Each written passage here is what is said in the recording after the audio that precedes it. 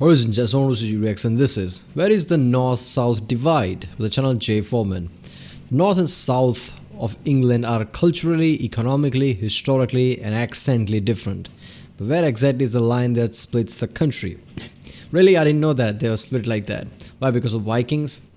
Could be. Like Normans are more like in around the South England part, around London, everywhere.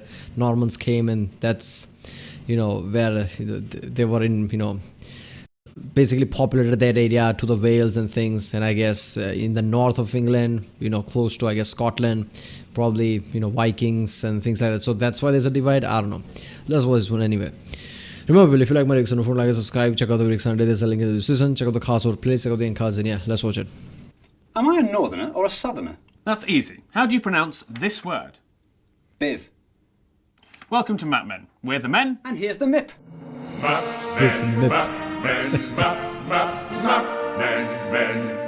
For the purposes of this episode, Jay is from the south of England, and I am from the south of England, because we both are. Ever since the Vikings invaded the north of England and slowly spread the gene that lets you wear no clothes in the winter, There you go. the two sides have viewed each other with suspicion. Northerners accuse Southerners of speaking with evil accents, going to Eton, and saying the word mahogany at least twice a day. Okay, so the quintessentially British, right? The James Bond and everything, that's I guess south of England, is that it? With all the James Bond type of sounding people. That makes sense, kind of. While Southerners accuse Northerners of being in Coronation Street and giving back videos you've lent them unrewound. And it's important to know which side you're on. After all, it could affect your house price, education, or your life expectancy. Come on, you South! So where exactly is the line? We'll now attempt to draw it. Okay. From top to bottom, England is 423 miles long, and the halfway point is in the Foundry Shopping Centre in Scunthorpe, which is here. But that would give the south a population 6 times bigger than the north. And it would put Sheffield in the south. And that just doesn't feel right. No, that just doesn't feel right, no.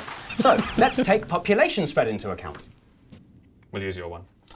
So, here is a new map which shows the country split into an equal 26.5 million people on each side, and that puts the line here.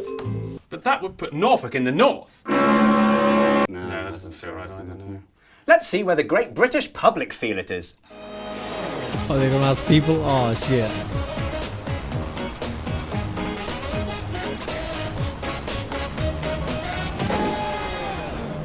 Well, our results were pretty inconclusive.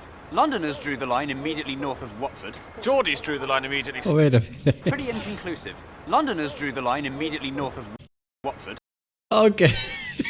It took a minute for me to, process that. Okay, so anything above London is northern area, I guess. Is that it? And anything below London is the south, because London is the only thing that matters, I guess.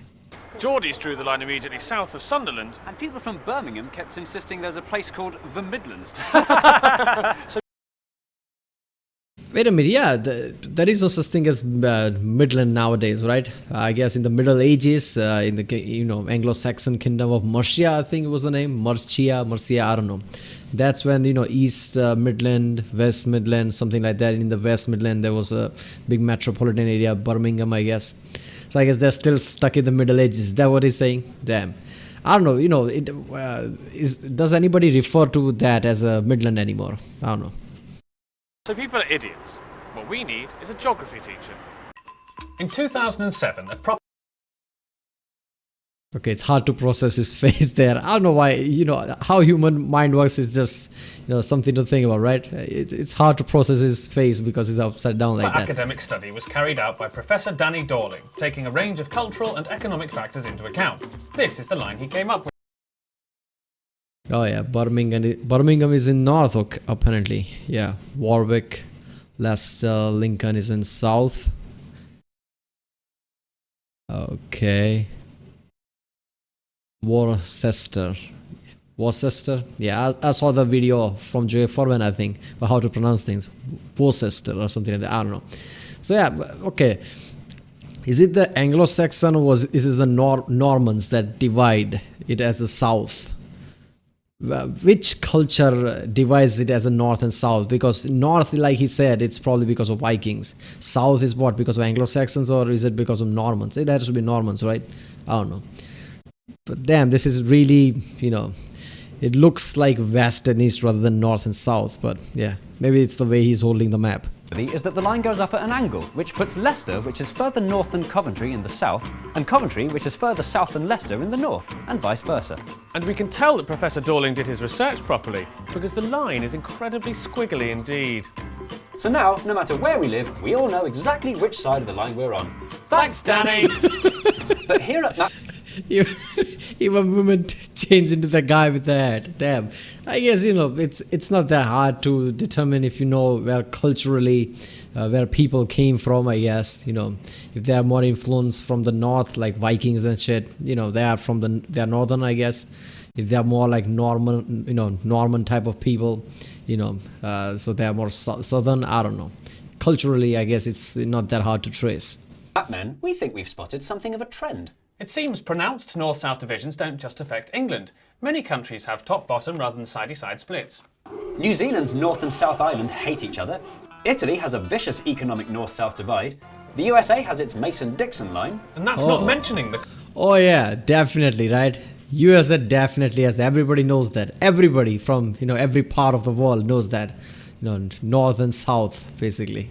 Line. And that's not mentioning the Koreas, Argentina, Belgium, France, Vietnam, and of course the entire world. So, Wait a minute, what was that? Argentina, Belgium, France, Vietnam, and of course Less economically, more economically developed countries. Yeah, okay, that makes sense. the entire world. So, why north-south? Is it climate? Physiological bias towards top-bottom rather than sidey-side? Or is it just because lots of countries are tall rather than fat? Or is this theory just complete bollocks? We don't know, but why not argue about it in the comments section? I will. Oh, I forgot Wales again. Ah, Wales doesn't count. Mahogany, mahogany. Yeah. Damn. Okay, so north and south. I never thought of it like that, but kind of makes sense because there's a cultural, you know, difference, and you know there are very different sounding people. But the most British that everybody knows of the James Bond style is, I guess, southern England. Is that it? I always assume that's because London is in the south. Because of the London, that could be the case. But no, it's culturally different. Damn, I didn't know that. Alright, people, that was where is the north and south divide. I don't think we have, you know, in India, that, you know, north and south divide. There is divide. There's massive divide everywhere. It's not just north and south. But there's so many. There's west, north, east. There's a middle. There's way too many different cultures. Way too many different style of speaking. You know, I don't know which video was that where I said, you know, there are 3 different type of, I don't know, not language, but you know, different way of how people speak English in England. There was surprising people say there are so many in India. They're surprising. Yeah, but it's India, right? Everybody knows how many different way of speaking, you know, language is in India. There's so many languages in India. But England, you know, nobody thinks it like that. There's so many different way of speaking. But yeah.